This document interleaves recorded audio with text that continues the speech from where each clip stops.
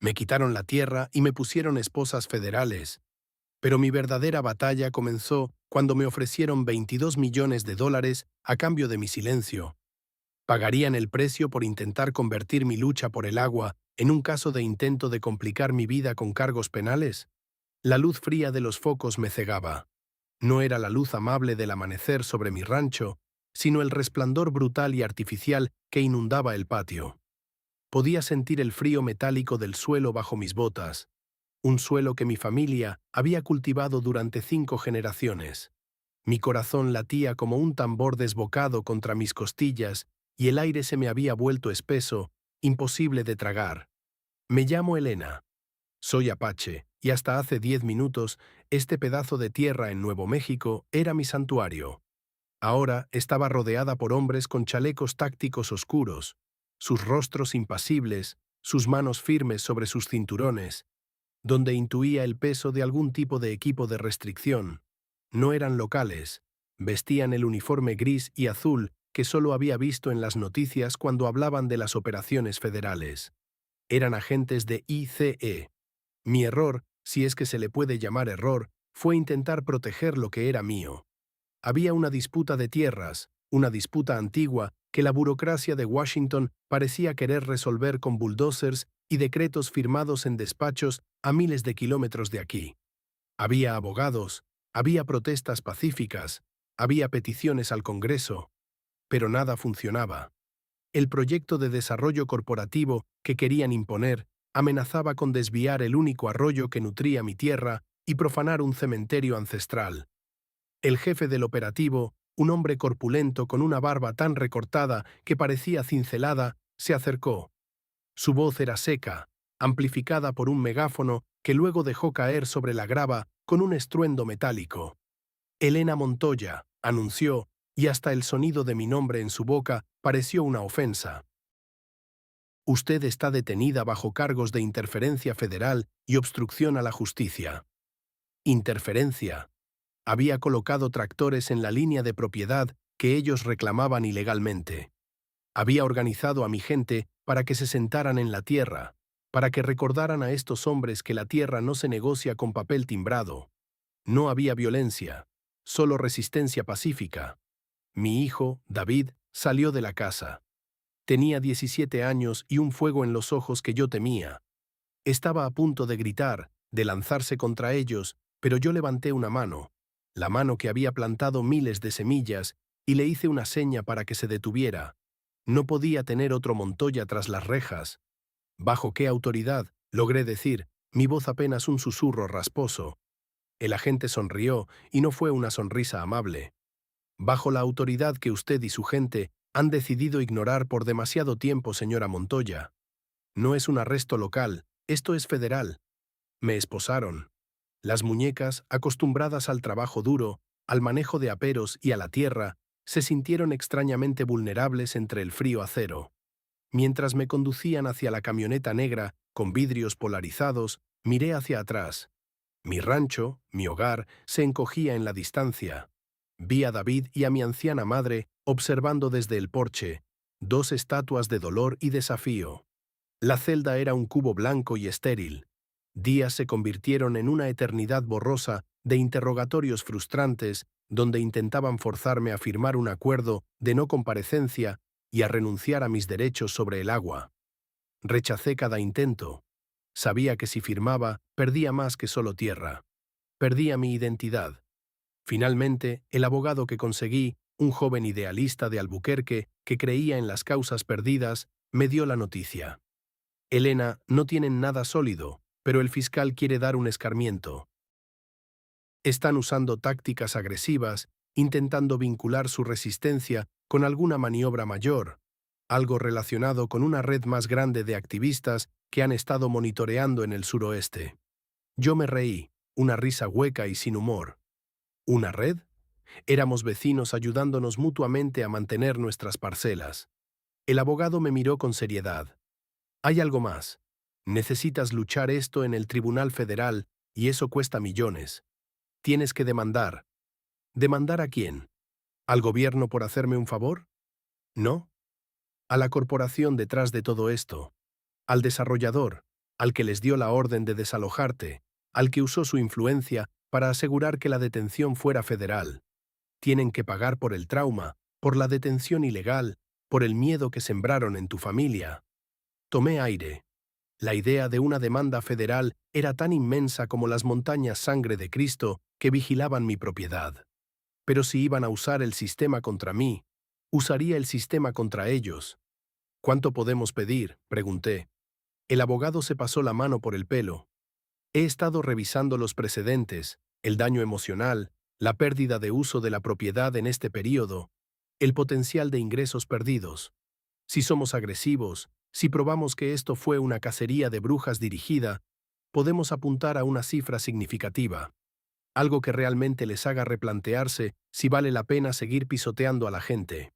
Me miró fijamente, bajando la voz como si las paredes tuvieran oídos. Elena, he preparado los papeles preliminares para presentar una demanda civil federal contra la constructora y varios agentes de la agencia federal involucrada por violaciones civiles. Si podemos probar la conspiración para despojarte de tu tierra y la detención ilegal basada en falsos pretextos, podemos pedir hasta $22.400.000. 22 millones. Era una cifra que ni en mis sueños más locos podría haber imaginado. Mi destino acababa de cambiar de una celda fría a una sala de guerra legal. Me puse de pie en el pequeño espacio de visita. Hazlo, dije, sintiendo una fuerza gélida, pero clara, recorrer mis venas. Que sepan que no pueden venir a mi tierra y esperar que nos quedemos callados. Pero dime una cosa, abogado. Si me acusan de algo grave, ¿puede esta demanda civil ser usada en mi contra? ¿Podrían intentar convertir esto en un intento de complicar mi vida con cargos penales por haberlos ofendido? El abogado dudó. Abrió la boca, la cerró y su rostro se ensombreció. La verdad, Elena, es que una vez que les ofreces esa cantidad de dinero, la ira del otro lado no se irá. Si se sienten acorralados, si el miedo a perder esa cantidad es real, pueden volverse desesperados. Y en este juego, la desesperación a veces lleva a mover fichas muy peligrosas. Podrían intentar buscar algo, cualquier cosa, para invalidar tu demanda, para desacreditarte por completo, antes de que esto llegue a un jurado. Justo en ese momento, la puerta de la sala de visitas se abrió de golpe, mucho más fuerte de lo que era costumbre. No era mi abogado. Eran dos hombres de traje, con auriculares discretos. Uno de ellos llevaba una carpeta gruesa bajo el brazo. El rostro del otro era familiar. Era el agente que me había esposado en mi propio rancho. El agente se inclinó sobre la mesa, ignorando al joven abogado que intentaba protestar. Señora Montoya, siseó, su voz desprovista de cualquier formalidad. Hemos revisado su historial de comunicaciones recientes mientras estuvo bajo custodia. Hemos encontrado algo interesante. Algo que sugiere que su supuesta resistencia pacífica tenía contactos con una red de individuos que sí estaban planeando actos de sabotaje en el área. Y el lenguaje que usaban parece que se estaban preparando para algo mucho peor que plantar un par de postes. Miré la carpeta. El miedo, que había estado reprimido por la adrenalina de la demanda, regresó con una fuerza paralizante. ¿De qué demonios estaban hablando? Yo nunca había estado involucrada con radicales, solo con mis vecinos. El agente sonrió con suficiencia. Parece que su demanda de $22 millones no va a ser la única cosa que discuta en la corte. De hecho, ahora estamos investigando si usted fue cómplice en la planeación de un grave asunto judicial contra la propiedad federal. Lo siento, señora Montoya, pero creo que la conversación sobre dinero ha terminado. Es hora de hablar sobre su papel en esta organización. La sangre se me heló en las venas. No había ninguna organización, solo cenas comunitarias, calendarios compartidos para la defensa del agua y conversaciones acaloradas sobre el futuro de la nación apache. Pero la forma en que la gente habló, con esa seguridad gélida, me hizo dudar de mis propios recuerdos. ¿Y si había alguien en nuestras reuniones, alguien que yo había aceptado sin cuestionar, que estaba tramando algo más sucio?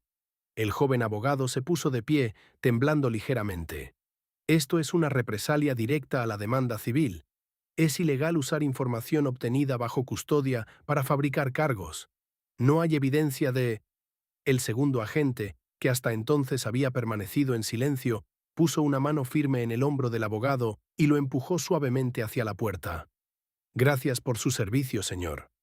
La señora Montoya ahora estará bajo custodia federal por motivos de seguridad nacional. Su derecho a representación se está reevaluando. La puerta se cerró detrás de ellos, dejando un eco sordo que sellaba mi destino. Me quedé sola con los dos hombres, la carpeta gruesa sobre la mesa como un arma cargada. ¿Qué clase de grave asunto judicial están tratando de inventar? Pregunté, intentando mantener mi voz firme. Necesitaba información, necesitaba saber qué arma habían desenterrado. El agente principal abrió la carpeta. Dentro había fotografías impresas, granuladas y oscuras, tomadas presumiblemente con cámaras ocultas. Mostraban reuniones en un cobertizo abandonado a kilómetros de mi rancho. En las fotos se veía gente hablando en voz baja, y sí, había un par de figuras que reconocía vagamente. Un primo lejano, un vecino que a veces vendía artesanías en el mercado. Pero lo que me hizo jadear no fueron los rostros, sino los objetos que algunos de ellos manipulaban. Eran paquetes envueltos en cinta adhesiva oscura, y en una de las imágenes ampliadas se veía claramente la forma alargada y fea de lo que sin duda era ilegal arma.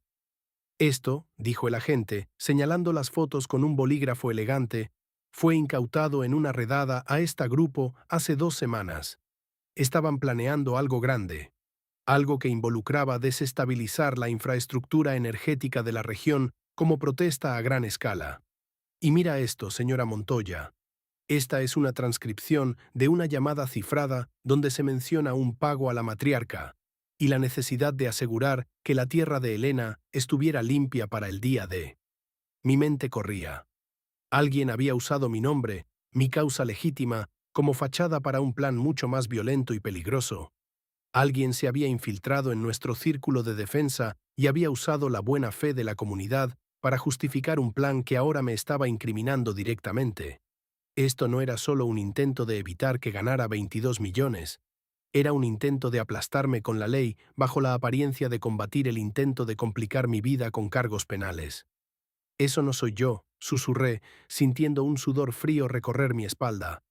Esa gente. Yo no sé nada de ellos ni de esas cosas. Solo estamos luchando por el agua. Sí, por el agua, concedió el agente, su tono ahora condescendiente. Pero parece que su lucha por el agua incluía preparativos para un enfrentamiento armado, lo que lo convierte en mucho más que un caso de disputa territorial. Ahora estamos hablando de conspiración, de posesión de ilegal arma. Y créame, la Fiscalía Federal va a querer enviarle un mensaje a cualquiera que piense en desafiar una orden de desalojo con este tipo de organización. Me arrojaron de vuelta a una celda, pero esta vez era más pequeña, y la puerta no tenía ventana. Me senté en la litera dura, tratando de respirar. Si esa red existía, si tenían esas pruebas, yo estaba acabada. El abogado había hablado de que me buscarían algo si se sentían acorralados por la demanda. Y lo habían encontrado. Habían convertido mi legítima defensa en la tapadera de un complot de radicales armados. Horas después, cuando creía que no podía caer más bajo, vino un nuevo visitante. No era un agente ni un fiscal. Era un hombre de mediana edad, vestido impecablemente, con un traje gris que costaba más que mi camioneta. Su rostro era extrañamente familiar, como si lo hubiera visto en el fondo de alguna reunión social lejana. Se sentó sin pedir permiso y deslizó una hoja de papel doblada sobre la mesa de metal. «Elena», dijo con una voz suave, casi paternal. «Mi nombre es Thomas, represento a los intereses de la constructora. Lamento mucho que esto se haya complicado tanto». «¿Complicado?», escupí la palabra. «¿Está hablando de las pruebas que plantaron?». Thomas sonrió con tristeza. «No hay plantación, Elena. Solo gente desesperada que no supo cómo defender sus intereses de forma discreta. Pero podemos arreglar esto. La demanda de 22 millones, por supuesto, será retirada de inmediato. Y a cambio, usted firmará una renuncia completa a la propiedad, se mudará y aceptará un acuerdo de confidencialidad por 10 años. ¿Y los cargos de terrorismo?, pregunté, usando la palabra que no debíamos usar, solo para ver su reacción.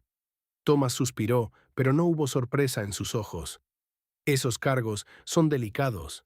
El fiscal tiene muchos incentivos para proceder. Pero si usted coopera ahora, si me permite demostrar que usted fue una víctima mal informada de un grupo extremista, podemos hacer que el fiscal se concentre en los verdaderos líderes de esa red y que usted salga con una advertencia. El precio de su libertad es la tierra. Me inclinó hacia adelante. Esto era una extorsión, pura y simple. El único camino legal para defenderme me había abierto la puerta a la cárcel por años de intento de complicar mi vida con cargos penales. ¿Y si me niego? Thomas se encogió de hombros, recogiendo el papel. Entonces, Elena, esa carpeta que vio antes será el centro de atención, y las penas por conspiración con ilegal arma son muy severas. Podría enfrentarse a un enorme plazo. Créame, su abogado se volverá muy silencioso de repente. La próxima vez que hablemos será para hablar de su defensa contra un enorme plazo. Se levantó y mientras caminaba hacia la puerta, se detuvo. Piénselo bien, la tierra o su vida entera. Porque la verdad es que, una vez que el Estado decide que usted es un blanco, no importa si eres nativa o no. La tierra es nuestra ahora. Cuando el guardia entró para llevarse el papel, no era una amenaza, sino una certeza brutal. Estaba atrapada entre la avaricia corporativa y un aparato judicial dispuesto a usar pruebas fabricadas para silenciar a una mujer indígena. Y entonces recordé algo que había olvidado por completo. La llamada telefónica que mencionaron no era una de mis llamadas, era la llamada de mi primo, la noche antes del arresto, cuando vino a pedirme que le prestara su remolque. Estaba nervioso. Ahora entendía por qué. Estaba usando mi rancho como punto de encuentro para su red. Y yo, sin saberlo, había estado a punto de ser la primera víctima de su grave asunto judicial, y la primera en caer bajo la sombra de ilegal arma. La imagen del remolque se reprodujo en mi mente con una claridad dolorosa. Mi primo, con esa sonrisa incómoda. Yo, cegada por la urgencia de defender nuestro territorio, por la necesidad de aliados, sin ver la oscuridad que se arrastraba a sus espaldas. Había usado mi causa justa como escudo para su propia agenda clandestina. Acepté la hoja de papel que Thomas me había dejado, no para firmarla, sino para estudiarla. Era una renuncia, redactada con una terminología legal diseñada para parecer una capitulación voluntaria. Pero justo debajo de la línea de mi firma había un pequeño sello borroso de la constructora. Era su marca de victoria, su garantía de que, sin importar lo que pasara, ellos se quedarían con el agua. Pasé la noche despierta, sintiendo el peso del enorme plazo que me amenazaba y el peso de mi propia ingenuidad. Si firmaba, salvaba mi libertad inmediata, pero mi familia perdería la tierra para siempre, y yo viviría el resto de mis días con la vergüenza de haber sido manipulada. Si me negaba, me enfrentaría a cargos que harían que mi vida terminara en una instalación federal, mientras la constructora celebraba su victoria legal. Al amanecer, tomé una decisión. No negociaría mi dignidad por una libertad temporal. Cuando Thomas regresó esa tarde, esperando mi firma en el silencio de la sala de visitas, lo recibí con una calma que me sorprendió a mí misma. «No voy a firmar nada, Thomas», dije. Su rostro se tensó. «Elena, no seas estúpida. ¿Prefieres un enorme plazo por complicidad con elementos peligrosos? Los agentes de la Servicio de Interna Seguridad ya tienen el caso armado. Pueden hacerte caer con ese engaño de la organización y las pruebas de ilegal arma». «Las pruebas», repliqué, deslizando un folio que había conseguido contrabandear con la ayuda de mi abogado, quien, a pesar de haber sido forzado a retirarse, me había dejado algo. «Las pruebas de que su gente intentó comprar a mi primo son mucho más claras que cualquier cosa que ustedes puedan fabricar sobre nosotros». Mostré la hoja. Era una transferencia bancaria no rastreada, recibida por mi primo una semana antes del arresto. Era una suma grande, no suficiente para comprar un rancho, pero sí suficiente para silenciar a alguien o para financiar una operación encubierta. Lo más crucial era el código de referencia en la transferencia. Desvío H2O. Una referencia directa al proyecto de desvío del arroyo que mi familia defendía. «Ustedes querían el agua», continué, «y sabían que yo era el obstáculo principal. Así que financiaron a mi primo para que creara una distracción, un grupo violento, para que la Servicio de Interna Seguridad pudiera justificar una incursión federal masiva y sacar a la matriarca del camino. La demanda de 22 millones fue el catalizador. Una vez que vieron que iba a luchar legalmente, activaron el Plan B, la amenaza del intento de complicar mi vida con cargos penales. Thomas palideció. Eso es difamación, no hay prueba de que... La hay, interrumpí. Porque mi primo, aterrado por su propia vida cuando lo arrestaron, decidió que prefería ser testigo en lugar de enfrentar un enorme plazo por posesión de ilegal arma. Él cooperó. Me dio la copia de esta transferencia y el registro de las instrucciones que recibió. Fingir ser parte de un grupo más grande, asegurar que yo estuviera presente durante la redada como señal de cooperación para que pareciera que ambos estábamos involucrados, y luego silenciarme con la amenaza de acusarme de grave asunto judicial. La habitación se quedó en un silencio sepulcral. Thomas se dio cuenta de que no estaba tratando con una víctima ingenua, sino con alguien que había sido traicionada y que ahora conocía la extensión de la conspiración. Había fallado en controlar la situación. Su primo está bajo protección, Thomas, concluí. Y su declaración, junto con la evidencia de la transferencia directa de fondos de su empresa para financiar una operación encubierta que involucra armas, no solo anula los cargos en mi contra, sino que pone a su corporación y a usted personalmente en el punto de mira de una investigación federal por conspiración y soborno a nivel federal.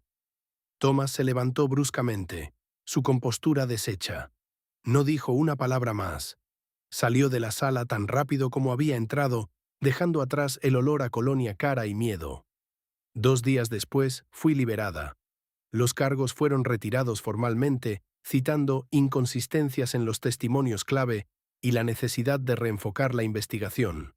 La demanda de 22,4 millones de dólares, sin embargo, no se retiró. Se transformó. A través de mi abogado, presenté una nueva demanda, esta vez centrada en la conspiración corporativa y la violación de mis derechos civiles. Con el testimonio de mi primo, ahora asegurando su propia libertad a cambio de la verdad, y la transferencia bancaria como prueba irrefutable de que la constructora había intentado comprar el silencio y la tierra, el caso era sólido como el granito de mi desierto. El acuerdo final fue monumental. La constructora no solo perdió el caso, para evitar un juicio público que expondría sus tácticas sucias a nivel nacional, accedieron a pagar una suma récord y, lo más importante, cedieron todos los derechos de agua al pueblo apache. Cuando volví a mi rancho, el sol se estaba poniendo, pintando el cielo de un rojo profundo que no era de ira, sino de triunfo. Mi madre y David estaban en el porche.